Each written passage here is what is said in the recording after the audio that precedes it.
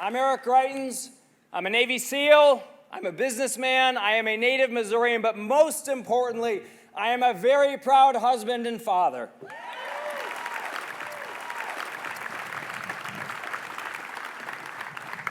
And Sheena, my wife, is here today.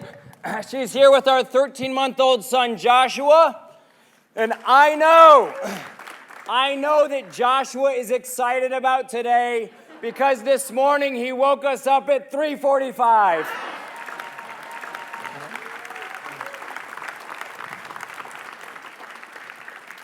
You know, being with Joshua, wrestling with him, reading to him, taking him to the zoo, it reminds me of when I grew up here. I was proud to be from Missouri. This is where great exploration started, where great missions were begun. We were home to world-class companies, great entrepreneurs. We had strong communities rooted in clear values. And while our schools weren't perfect, I got a great public education from excellent coaches and teachers and mentors.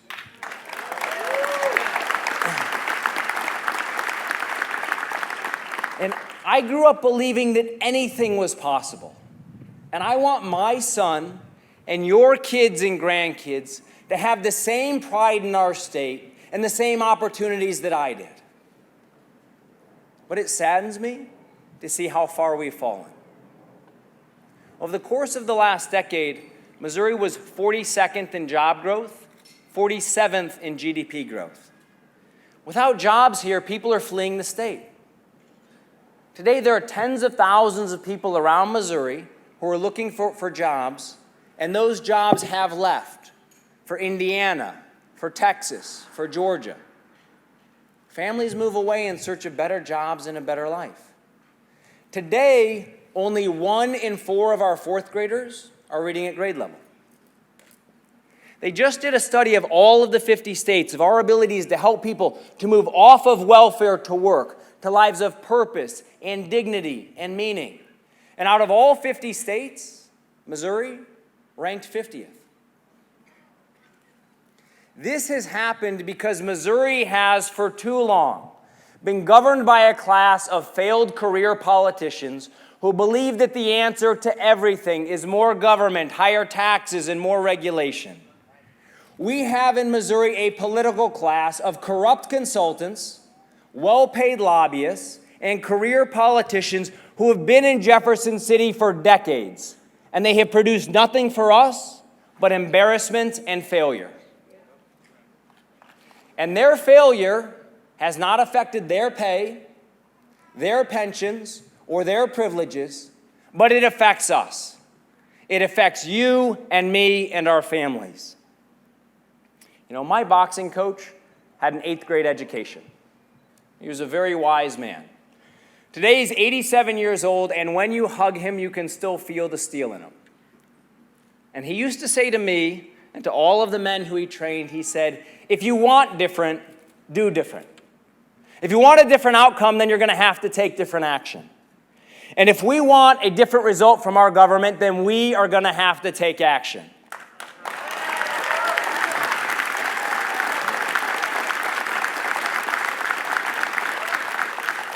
I'm here today because I know that together we can turn Missouri around. We can take our state back.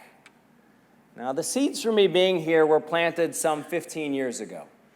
My parents did not have a lot of money for college, but I earned scholarships, and at the end of my time studying, I had to make a decision about what I was going to do.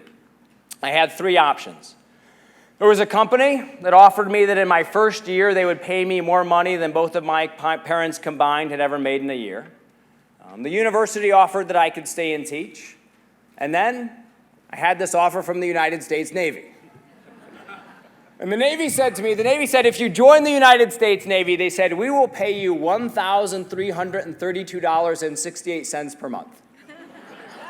I said, and the minute that you sign up on the dotted line, you're going to owe us 8 years. They said, in return for that, we're going to give you one and only one chance at basic underwater demolition SEAL training. They said over 80% of the candidates quit during that training. If you make it, you'll be on your way to being a Navy SEAL. But if you quit, you're still going to owe us 8 years. And we're going to tell you where and how you're going to serve. Now, The truth is, it's not a really great recruiting pitch, right? But I took an oath to defend our Constitution and to defend our country, because I believe that there comes a point in all of our lives when we are called upon to step forward and do what is hard and necessary and to fight for what we believe in.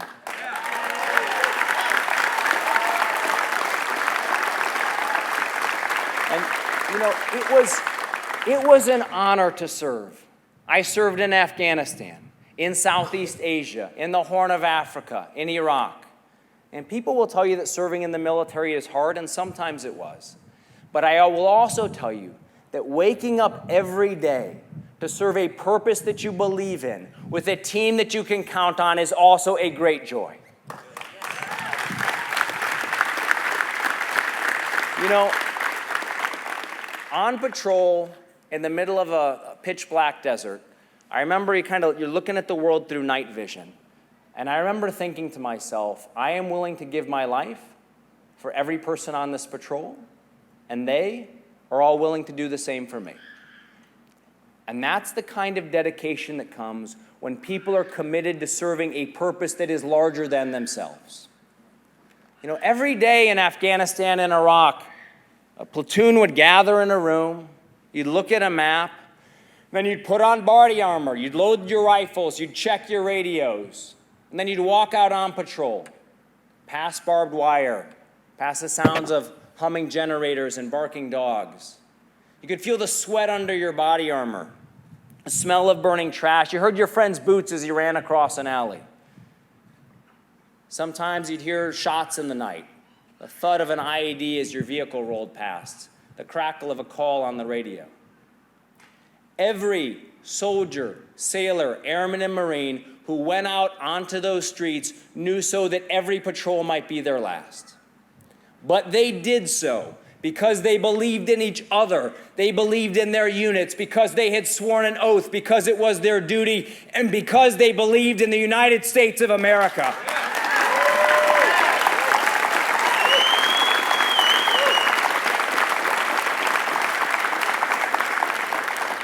And that love of country, that commitment to stand up for your convictions and to fight for what you believe in, that doesn't change. People's character doesn't change when they come home and they hang up their uniform. And so that's why when I came home, I took on another mission. I'd been serving in Iraq as a commander of an al-Qaeda targeting cell. And one morning, my team was hit by a suicide truck bomb. Now, I was very fortunate. I was taken to the Fallujah Surgical Hospital. I was treated there. I was able to return to full duty 72 hours later. But a lot of my friends were hurt far worse than I was. So when I came home, I went to the Naval Hospital to visit with them. And you walk into one of those rooms, you're often talking with very young men and women. And I asked everybody who was there a little bit about their units or deployments. We joked with each other a little bit about our different hometowns. And then I asked every one of them, I said, tell me, what do you want to do when you recover? And they all said to me, I want to go back to my unit. I want to go back to my unit. These men and women were still what they had always been, fighters who'd taken on al-Qaeda, who'd volunteered for the hardest and most dangerous missions, who'd accepted hardship in their lives. But what I saw is that they had come home, and now they were being broken and mistreated by their own government. The VA system is now one of the largest bureaucracies in the country. Last year, we spent over $160 billion. There are over 325,000 full-time employees there. And while there are some honorable and heroic people who work inside that system was and is broken. They said to my friends, they said, if you are 60% disabled, we will pay you as if you are 100% disabled as long as you don't work. All of the incentives are aligned the wrong way. So that once proud and productive people came home and they were handed disability money and excuses and drugs and told to accept the fact that they should think of themselves as disabled and a burden for the rest of their lives. Strong people were broken. Families were shattered. So I decided to do something about it. I donated my combat pay, and I set to work to build The Mission Continues. And The Mission Continues was rooted in the belief that every single one of our veterans who is coming home was an asset, and that every single one of them could find a way to live a life of purpose and productivity and meaning again here at home. Yes.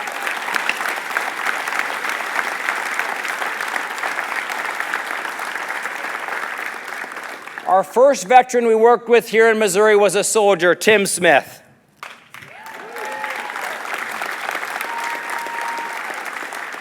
Now, Tim served in Iraq, and he had a rough deployment. 8 of his friends were killed one day, but every day Tim stayed in the fight. When Tim came home, he was dealing with some physical injuries. He also found himself waking up every night looking for his rifle underneath his bed. Had some trouble relating to his wife, to his one young son when he came home.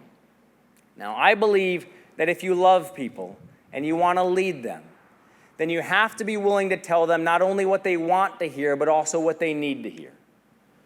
And so, my team said to Tim, Tim, you still have a tremendous amount to offer your family and our state and our country, but you're going to have to make some tough choices and some better decisions.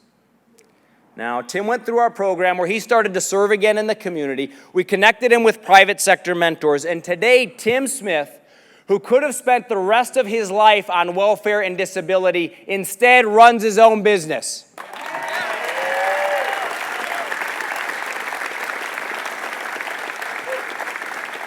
His business is Patriot Commercial Cleaning. He's got over 40 contracts here in Missouri. He's hired over 3 dozen other veterans. Tim was given a hand up, and today he is a leader here in Missouri.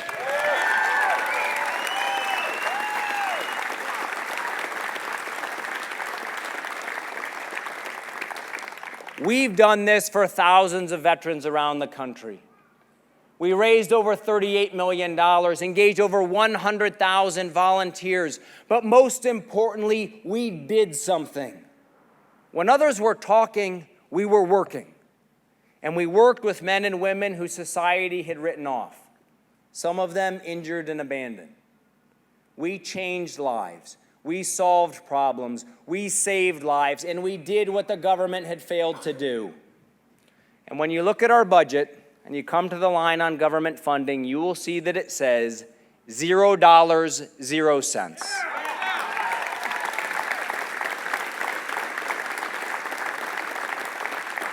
We were successful because citizens stepped forward, because private sector businesses and community groups came together.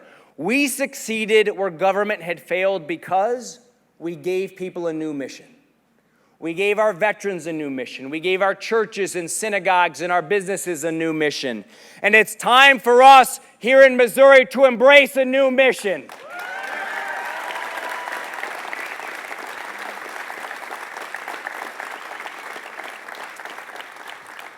I've made my choice, and that's why I'm here today to tell you that I'm running for governor of Missouri.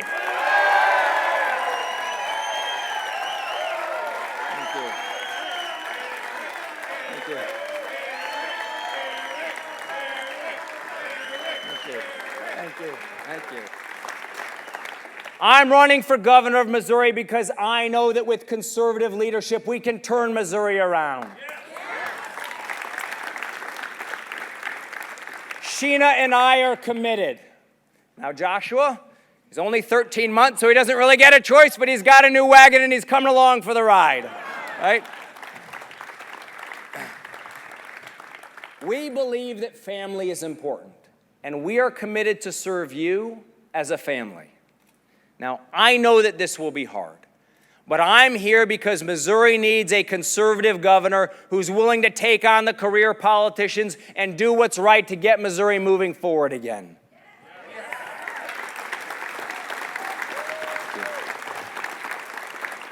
Now, let me tell you exactly what I believe. For starters, I believe in the United States Constitution. I swore an oath to defend it. I've seen people die in service of it, and I will always protect it.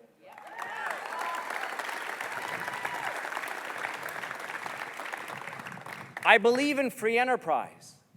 The American free enterprise system has created more wealth, more opportunity, has helped to lift more people out of poverty, to cure more disease, to inspire more invention and innovation, and has allowed more chances for more people to live healthier, happier lives than any other economic system in history. And we should defend it. We should celebrate those who are successful in it and lift up those who are still striving to make it.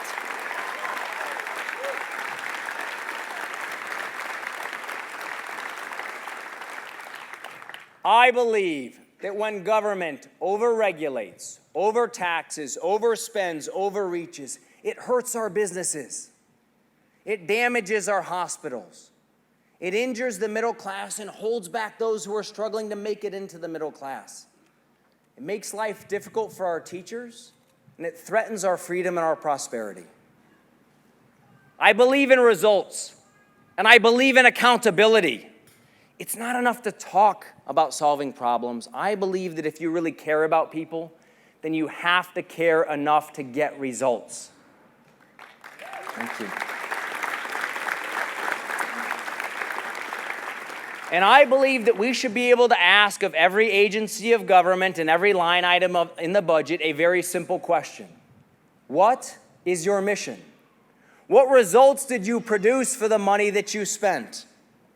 I pledge to shrink government, to eliminate waste and fraud, and to act as a budget hawk who will look after your every tax dollar.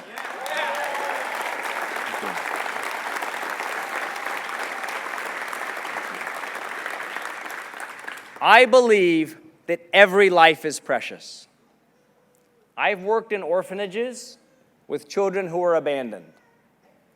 I've worked with children who've been abused and those who've been disabled. I've worked with those who've suffered from disease and who were cast off. I have also seen the amazing power of true love and compassion when I worked in a home for children of the street, or when I worked in one of Mother Teresa's homes for the destitute and dying. And I saw the power that comes when we make a commitment to treat every life with dignity.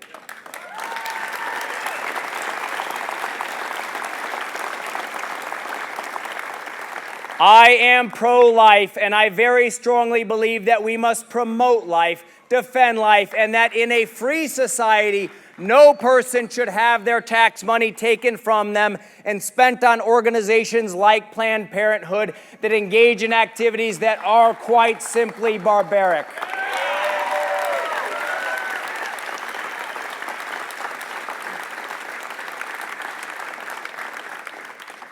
I believe in common sense. And I believe that laws should be written clearly enough that the average person can read and understand them. Corruption hides in the creases and crevices of complication. And I know that our career politicians cannot stand it when their practices are exposed to the light of day. And as governor, I commit to you that we will remove laws that are unwise, lift the burden of government, and that lawmakers will pass only laws that are clear enough for all of us to read and understand.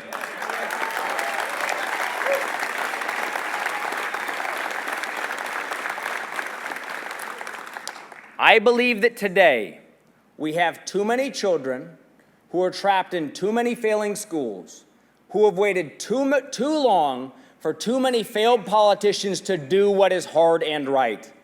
I believe in education reform that will enable our poorest and most disadvantaged children, those in failing schools and those with special needs, to be able to choose the school that they and their parents most believe in. I also believe that the federal government cannot and should not run our schools. They cannot choose our textbooks, set our curriculum, and I believe that Common Core must be opposed while we set the highest possible standards for our students' character and their minds.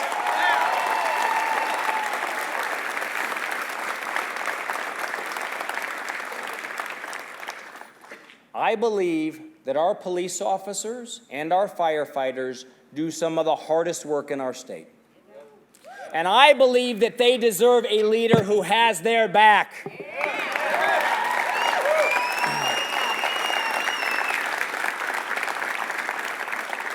In Missouri, for too long, our police officers and firefighters have been subject to waffling politicians who are happy to pose for a photo op, but then disappear when things get tough. Our men and women deserve a leader who respects what it means to put on body armor and wear a sidearm, who respects what it means to leave your family and step into the dark to do dangerous work. And they must have the training, the equipment, and the support that they need to do their job.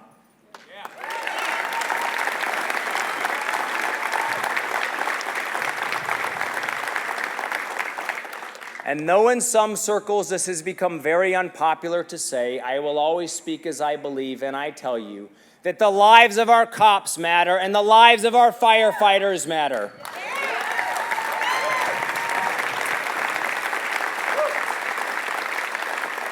And they deserve to be led not by lawyers, but by leaders. And I pledge to be strong for those who are always on call for us.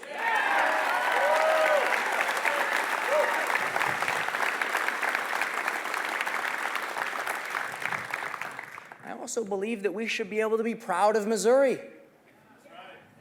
But our career politicians' failure and weakness has led the world to see us as a burning and blighted state. As governor, I will actively promote the good work in our churches and synagogues, our companies, our communities, our charities, that the good people of Missouri are doing every day.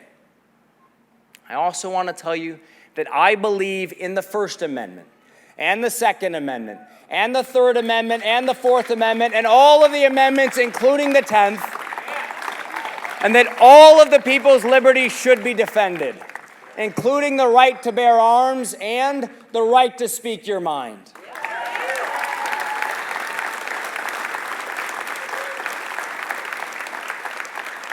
I believe that a healthy disagreement can make for a strong society.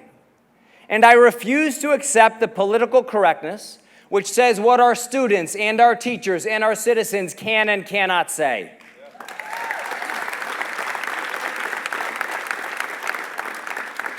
I believe that every person deserves to live a life of dignity and purpose and meaning.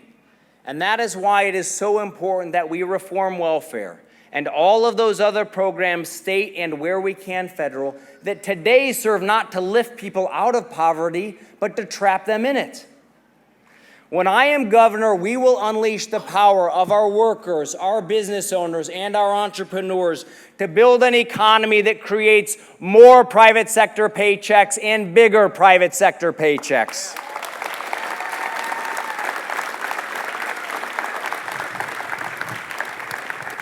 I've seen veterans come home, get a quality job, and it changes their life, the lives of their families, and it strengthens our communities.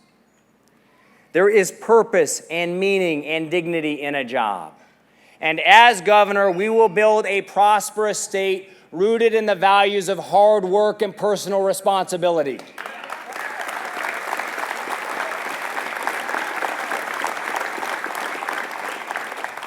I believe that we must ensure that every child has a fair shot at the American dream. Today in Missouri, there are too many children whose parents are mourning at graveyards who should instead be celebrating graduations.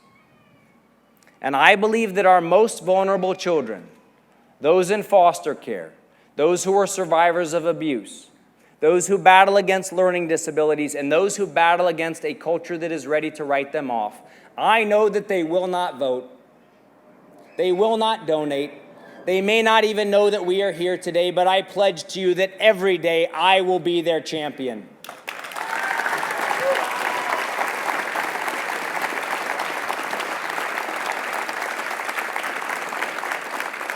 I believe that we should make Missouri the best state in the country for veterans. If you serve this country and you come home to Missouri, we want to welcome you home and we want you to build a life with us here. If you serve here in Missouri, we want you to stay here. And if you're from anywhere else in this country and you went overseas to defend this country, we want you to know, Patriot, that you are welcome home here in Missouri.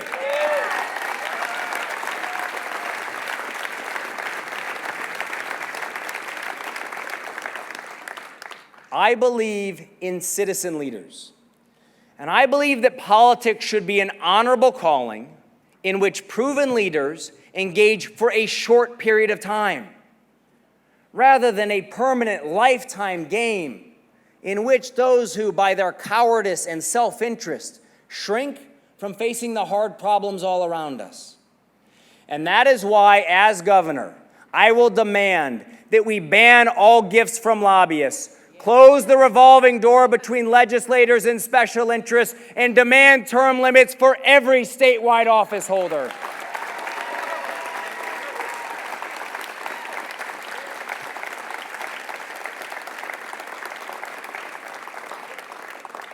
Finally, I believe in ethics. And I believe that our leaders should do not only what is legal, but what is right and honorable. And that is why, as governor, I will pledge to you that not for a matter of months or of years, but that for the rest of my life, I will never engage in lobbying. And I will sign legislation to see that every statewide office holder must do the same.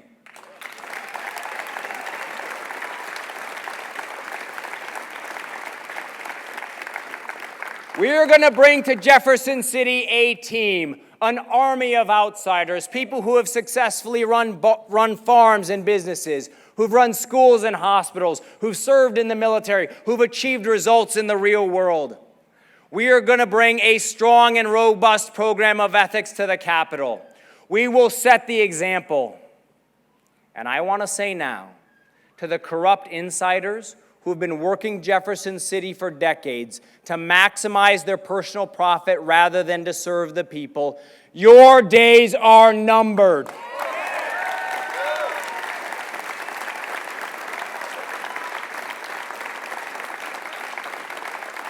I will defeat you. I will expose your lies. I will root out your corruption, and I will see you out of the people's capital, even if inside of the statue of Thomas Jefferson, I have to throw you down the steps of the Capitol myself.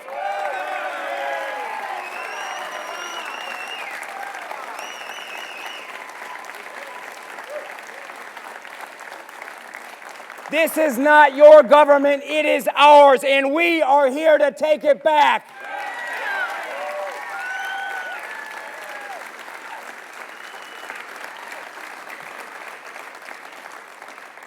As I travel Missouri, one of the most inspiring things for me has been the number of people who have come out.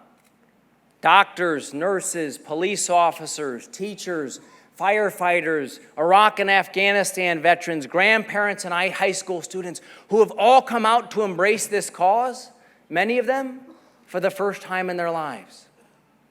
Just the other day, I had a woman come up to me and she said, look, she said, I am a liberal. She said, I have never voted for a Republican in my life. She said, when I hear you talk about your conservative philosophy and conservative solutions, she said, it just doesn't make any sense to me. She said, but you're different. And if you're the candidate, I may, for the very first time in my life, vote for a Republican. Now, this clearly pained her. And so I just put my hand on her shoulder and I said, thanks, Mom.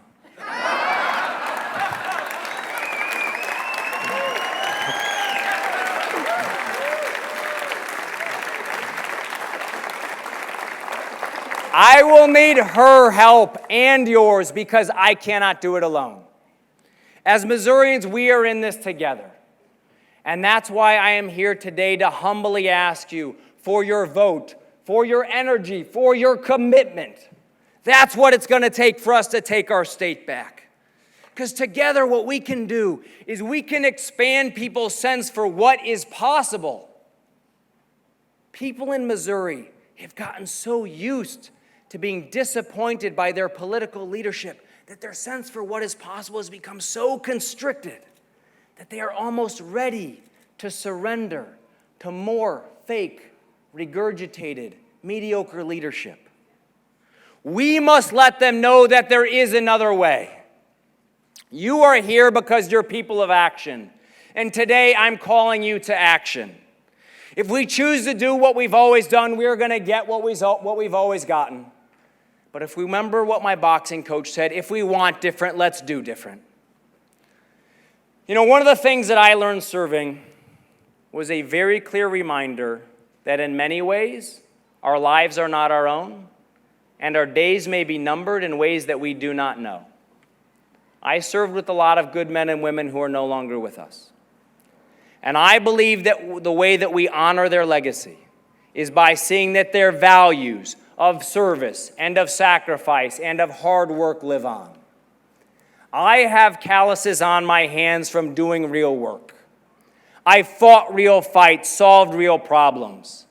Lots of politicians, they have sharp tongues, but they have soft hands.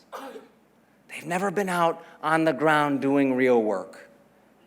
Now, I promise you that as a first-time candidate, I'm not going to run a perfect campaign.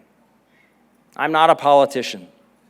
Other candidates may say things that are more popular, parrot things that do better in the polls. What I can tell you is that I will always tell you the truth, and I'm not going to play any games.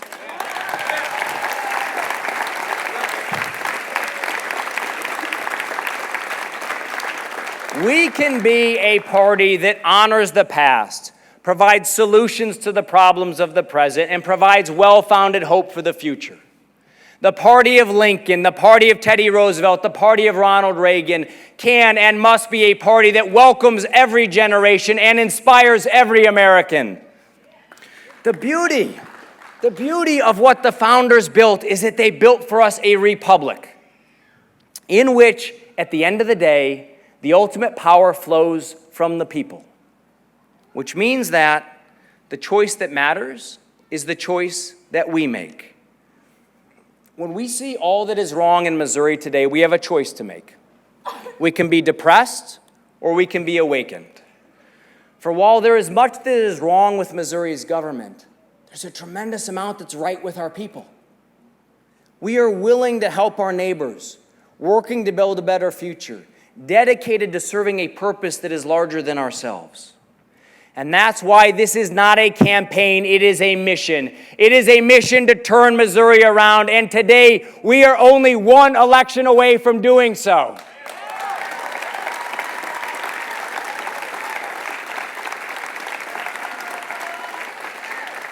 Career politicians are going to offer you something to complain about. I want to offer you something to fight for.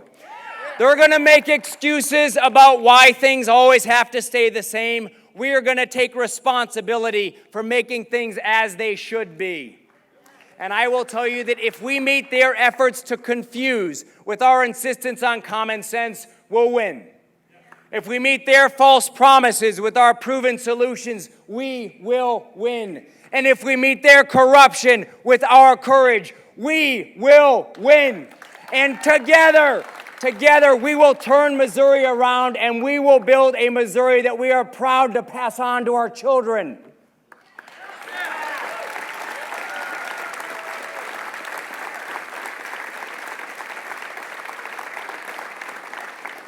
We are on this mission together.